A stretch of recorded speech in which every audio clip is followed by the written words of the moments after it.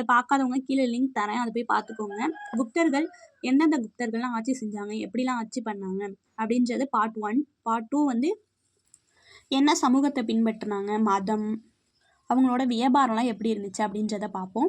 First குப்தர்களின் ஆட்சி அமைப்பு. குப்தர்களின் ஆட்சி அமைப்பு எப்படி இருந்துச்சுன்னா, இவங்க வந்து கடவுளுக்கு மட்டும்தான் பதில் சொல்லணும், மற்றவங்களுக்கு பதில் சொல்ல வேண்டியதில்லை அப்படின்னு அவங்களோட கோட்பாடு. இவங்க வந்து அரசியல், நிர்வாகம், இராணுவம், நிதி வளங்கள் ஆகிய துறைகளில் வந்து பெருமளவில் வந்து அதிகாரம் பெற்று இருந்தனர். இவங்க வந்து கப்பம் கட்டும் சிற்றரசர்களையும் கொண்டிருந்தாங்க. உயர் பதவியில் அமர்த்தப்பட்ட அதிகாரிகள் வந்து தண்டநாயகர் மற்றும் மகா தண்டநாயகர் என்று அழைக்கப்பட்டனர். குப்த பேரரசு தேசம் அல்லது புக்தி எனும் பெயரில் பல பிராந்தியங்களாக பிரிக்கப்பட்டது. அவற்றை வந்து உபாரிக்கா எனும் ஆளுநர்கள் வந்து நிர்வகித்தனர். பிராந்தியங்கள் விஸ்வா என்னும் மாவட்டங்களாக பிரிக்கப்பட்டன. விஷயாபதிகள் எனும் அதிகாரிகள் மாவட்ட நிர்வாகத்தை மேற்கொண்டனர். கிராம அளவில் கிராமிகா, கிராமதியாஷா எனும் அதிகாரிகள் செயல்பட்டனர். குப்த அரசு வந்து இராணுவத்தில் வந்து மிக முக்கியமாக பங்கு வகித்தது. அது வந்து கல்வெட்டுகளிலும் முத்திரைகளிலும் இருக்குது. பாலதிகிரிதா அப்படிங்கிறது வந்து காலாட்டுப்படையின் தளபதி.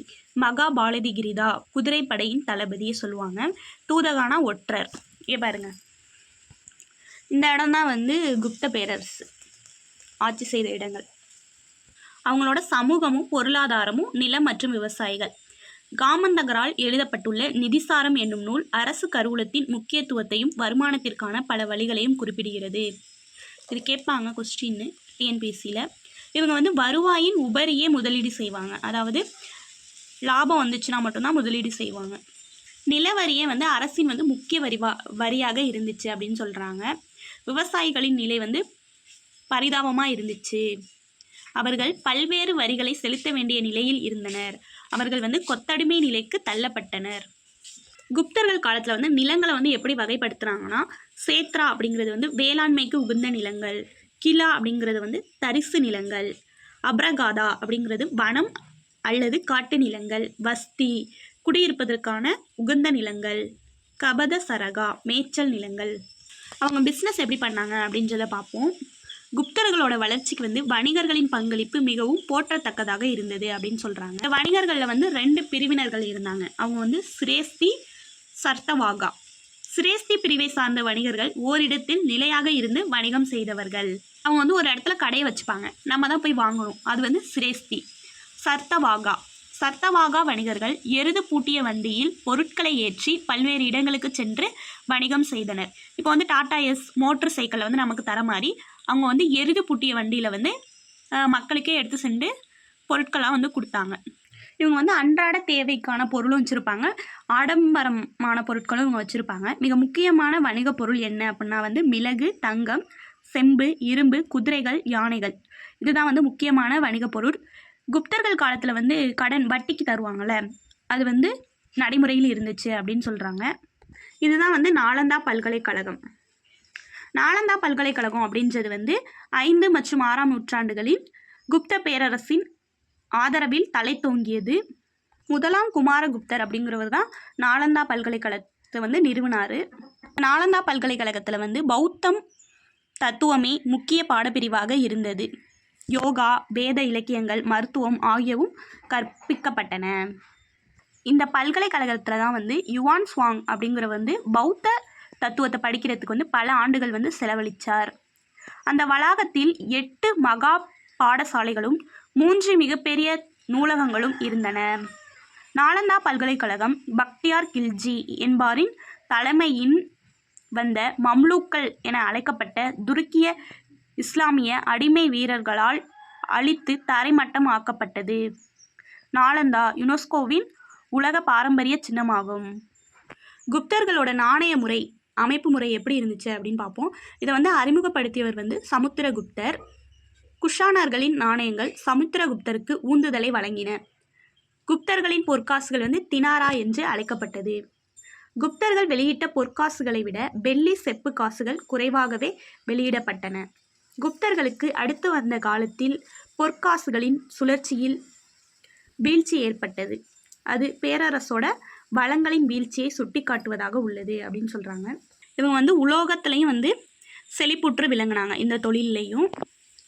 அதுக்கு வந்து சான்று வந்து சந்திரகுப்தரால் நிறுவப்பட்ட மெக்ராலி இரும்பு தூணாகும். டெல்லியில் உள்ள இவ்வொன்றை இரும்பு தூண் இன்றளவும் துருப்பிடிக்காமல் உள்ளது அப்படின்னு சொல்கிறாங்க.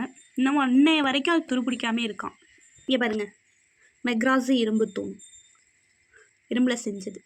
குப்தர்களால் பயன்படுத்தப்பட்ட உலோகங்கள்: இரும்பு, தங்கம், தாமிரம், தகரம், ஈயம், பித்தளை, செம்பு, மணி, வெண்கலம், மைக்கா, மாங்கனீசு, சிகப்பு சுண்ணம் ஆகியவை ஆகும்.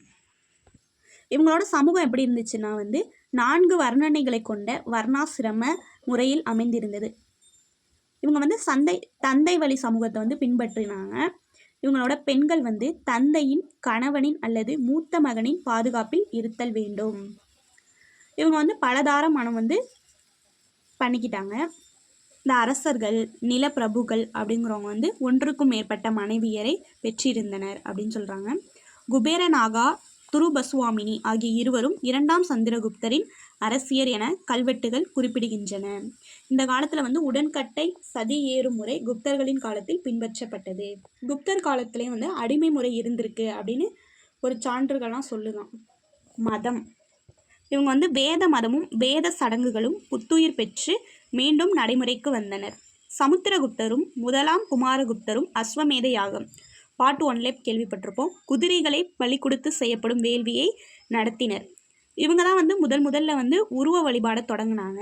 இவங்க வைணவம், சைனவம் இவங்க 2 பிரிவுகளாக தோன்றியதையும் காண்கிறோம்.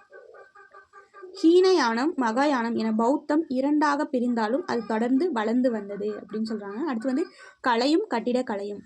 கட்டுமான கோயில்களில் முதலாக கட்டியவர்கள் குப்தர்கள்.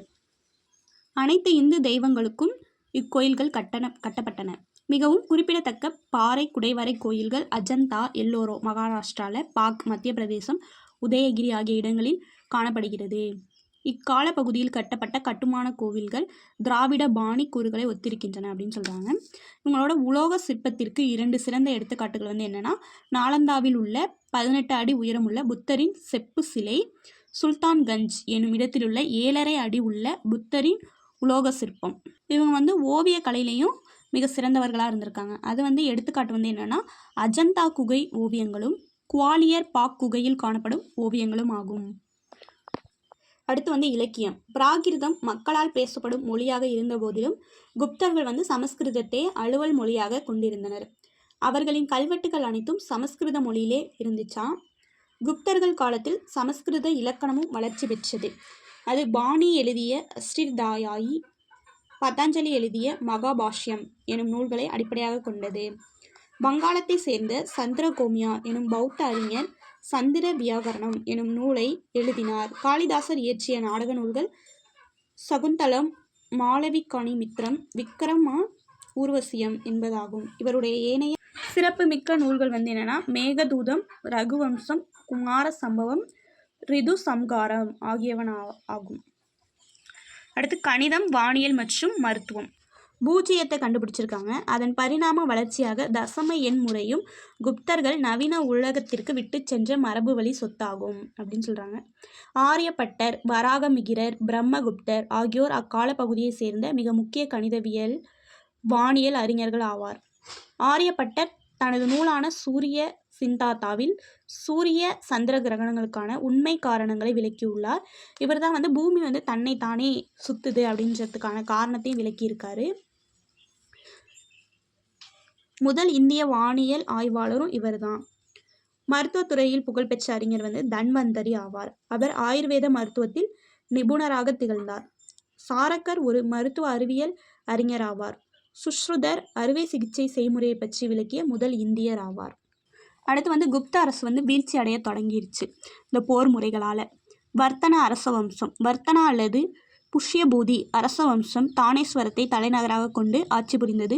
புஷ்யபூதி குப்தர்களிடம் படை தளபதியாக பணி செய்தவர். குப்த பேரரசின் வீழ்ச்சிக்கு பின்னர் அவர் ஆட்சி அதிகாரத்தை பெற்றார். அவ்வளோதான், குப்த பேரரசு வீழ்ச்சி அடைஞ்சிருச்சு. அடுத்து ஹர்ஷர் அப்படின்றவர் வருவார். அது அடுத்த வீடியோவில் பார்க்கலாம். இந்த வீடியோ உங்களுக்கு பிடிச்சிருந்தா லைக் பண்ணுங்கள், ஷேர் பண்ணுங்கள், கமெண்ட் பண்ணுங்கள்.